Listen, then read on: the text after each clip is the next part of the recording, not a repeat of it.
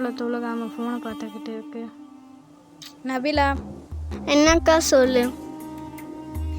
அல்லாஹ் தாலா நம்மளை ஏன் படைச்சான்னு தெரியுமா?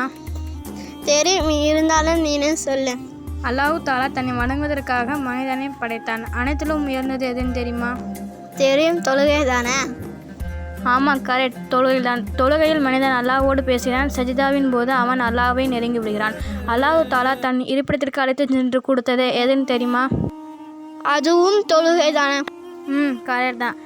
நமது நபி ஸல்லல்லாஹு அவர்கள் தனது இறுதி நேரத்தில் கூட தொழுகையை வலியுறுத்தினார்கள். எனது கண் குளிர்ச்சி தொழுகையில் தான் உள்ளது என கூறியுள்ளார்கள். ஓ, அப்படியா?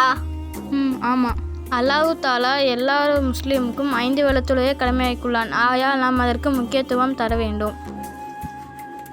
அல்லாஹ் தாலா நம் மீது அருள் புரிவானாக.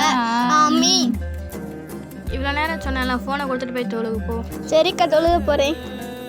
பிடிச்சிருந்தா லைக் பண்ணுங்கள், கமெண்ட் பண்ணுங்க, சப்ஸ்கிரைப் பண்ணுங்கள். அஸ்ஸலாமு அலைக்கும் வரஹ்மத்துல்லாஹி வபரகாத்துஹு.